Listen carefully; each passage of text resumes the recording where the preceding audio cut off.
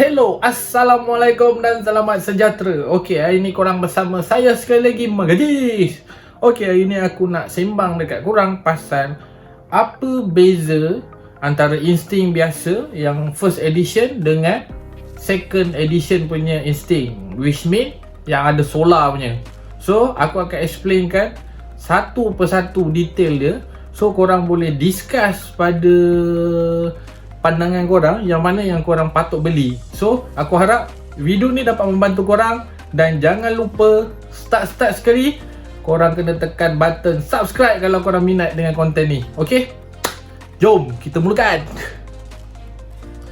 Okay, sekarang dekat aku ada dua jenis jam, iaitu ni adalah insting yang pertama, keluaran daripada Garmin. Okay, ni memang first model punya. Harga untuk yang first model ni RM1,299.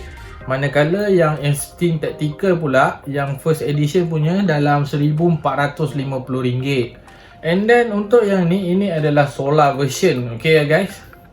So solar version ni harga dia dalam RM1,999. Dan dia punya harga yang tactical punya version lebih kurang dalam RM2,199. So, aku akan explain apa kelebihan yang ada pada jam ni sekarang.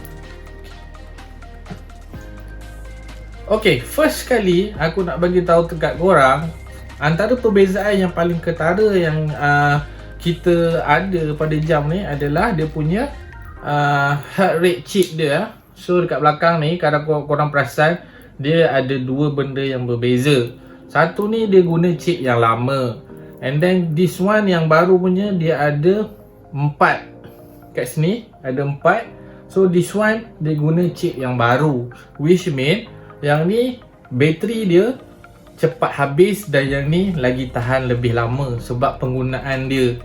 And then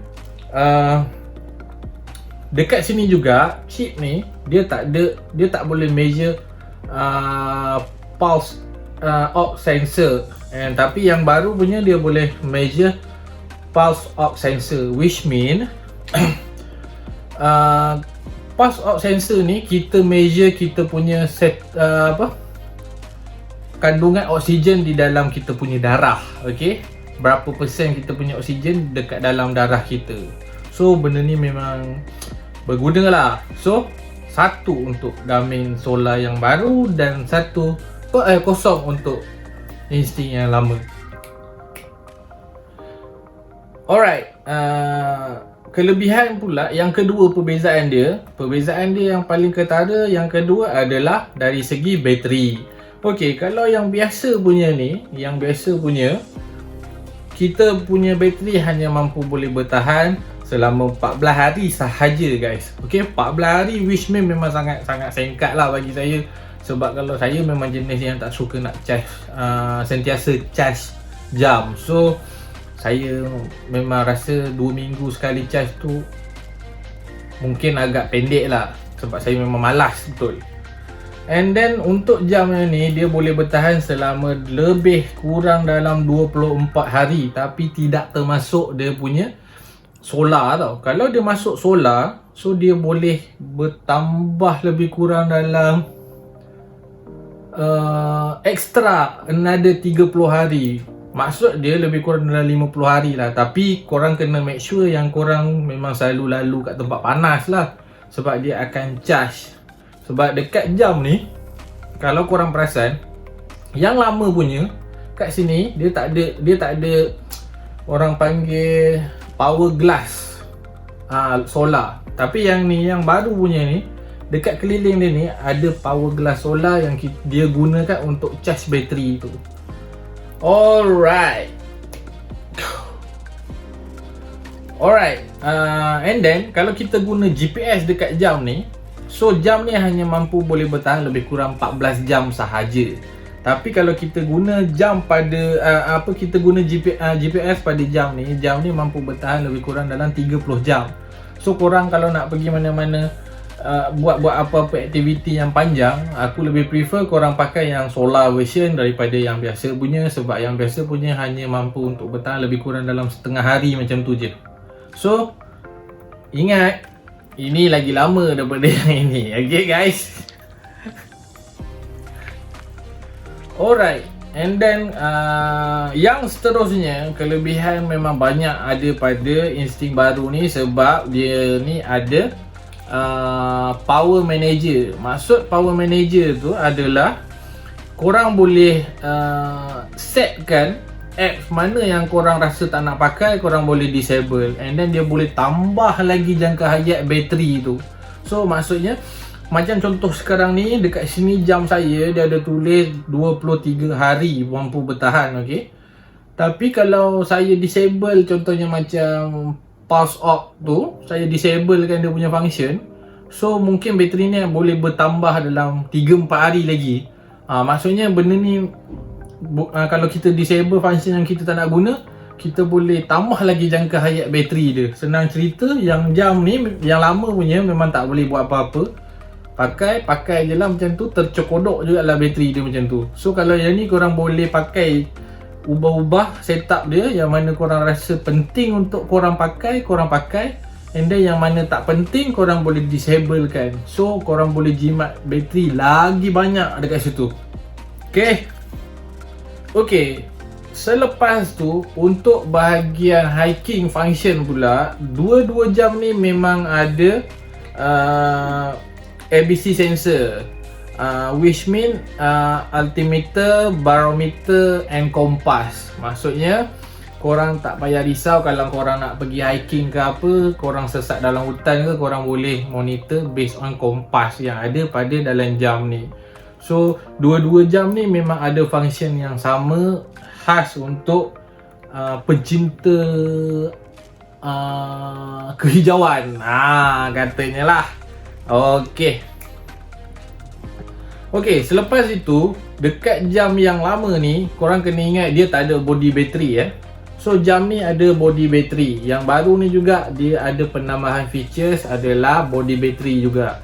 Selain daripada power manager, pulse off, so ni antara penambahan yang bagus lah. And then dia juga tukar chip yang baru, GPS punya chip yang lebih berkuasa daripada Sony kalau tak silap saya. So yang ni lama sikit, yang ni GPS yang baru, which mean boleh jimatkan bateri juga. So maksudnya dalam dua-dua ni, saya lebih prefer korang angkat yang solar ni. Harga dia mungkin akan mahal sikit, tapi berbaloi dengan apa yang korang dapat. Okay, selain daripada tu, jam ni memang korang dah tahu dia memang ada GPS. Tapi dalam masa yang sama dia ada dua lagi function tambahan, which mean is Galileo dengan GLONASS. So untuk Malaysia punya usage, biasanya kita akan gunakan GPS dengan GLONASS sebab dia akan bagi kita kedudukan yang lebih tepat. Macam Galileo ni biasanya kita dia GPS daripada Europe. So kalau korang nak pakai pun okey je, tapi aku lebih advise korang gunakan GPS dan GLONASS. So dia boleh bagi korang kedudukan yang lebih jitu. Alright, daripada segi water rating pula, dia dua-dua memang sama, okay? Dia boleh bertahan up to 100 meter di dalam laut lah. Maksud laut ke air apa-apa lah, air lah. So dia memang boleh bertahan up to 100 meter. So kalau korang nak bawa berenang ke apa, tak payah risau lah, memang jam ni terbukti tahan lasak. And then reka bentuk dia juga, bagi saya dua-dua ni tak ada beza. So kalau peminat-peminat G-Shock ke, peminat-peminat jam tahun 80-an, mungkin diorang akan minat lah yang pattern-pattern macam ni. Okay. Alright, sekarang aku nak pergi kepada tactical function pula, yang mungkin korang dah pernah beli jam ni tapi korang tak pernah tahu apa function yang sebenar untuk guna. Okay, first kali tactical ni dia terbahagi lebih kurang dalam 4 function kalau tak silap saya. Kalau ada lebih minta maaf, mungkin saya tak cukup study lagi.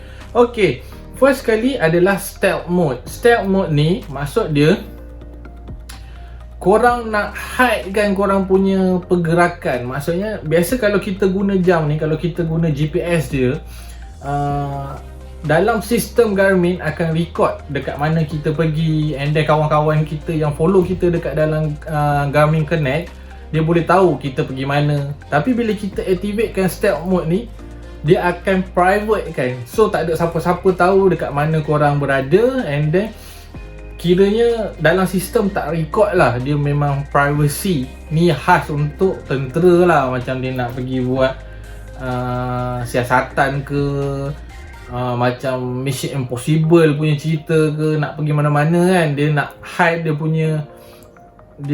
dia punya kedudukan, so dia disable kan, letak je stealth mode tu. Alright, function yang kedua adalah night vision. Night vision pula, dia sebenarnya function untuk tentera juga, ataupun polis ke yang jenis nak buat ops pada waktu malam yang perlukan dia pakai spek mata yang hijau tu untuk senang tengok orang.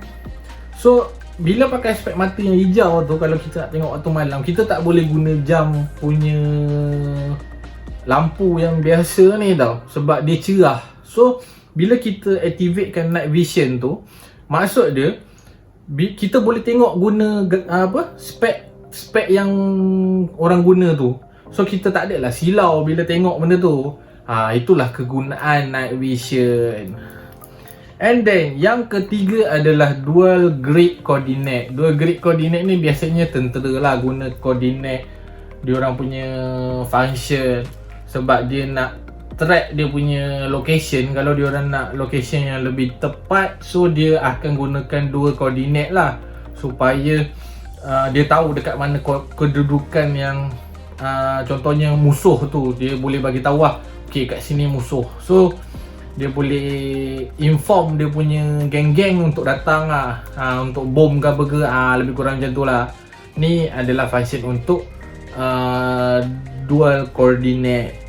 And then last sekali adalah jump master. Jump master ni function dia adalah untuk record kita punya terjunan. Dia ada dua features. Satu HAHO, H-A-H-O, dan satu lagi H-A-L-O, halo. So maksud dia kalau untuk HAHO, high altitude high opening. Maksudnya kalau macam HAHO ni, korang lompat dekat tempat tinggi dan korang buka parachute korang dekat tempat tinggi juga. Maksudnya orang boleh tengok lah, macam standard punya lompat lah, standard orang main parachute lah. Tapi kalau yang jenis untuk macam Mission Impossible pun cerita tu, biasanya Tom Cruise tu dia gunakan halo. Maksudnya high altitude low opening. Dia nak sampai dekat tanah dah baru dia buka. Sebab kalau macam perisik ni, kalau korang buka tinggi-tinggi dekat atas langit tu, dia orang dah nampak mati dah, korang kena tembak. So dia biasa gunakan halo punya function lah. So itu sahaja untuk minggu ni. Harap info yang aku bagi pada korang ni dapat membantu korang. So fikirlah masak-masak yang mana korang nak beli. Mungkin kalau korang tak berapa nak ada banyak saving, korang bolehlah beli yang biasa punya. Tapi kalau korang lebih mementingkan function ataupun daya tahan bateri yang lebih lama, and then kedudukan GPS yang lebih jitu, korang simpan duit lebih sikit untuk beli insting solar yang baru ni. So itu saja daripada saya. Assalamualaikum dan selamat sejahtera, dan jangan lupa subscribe saya guys. Bye. Ciao.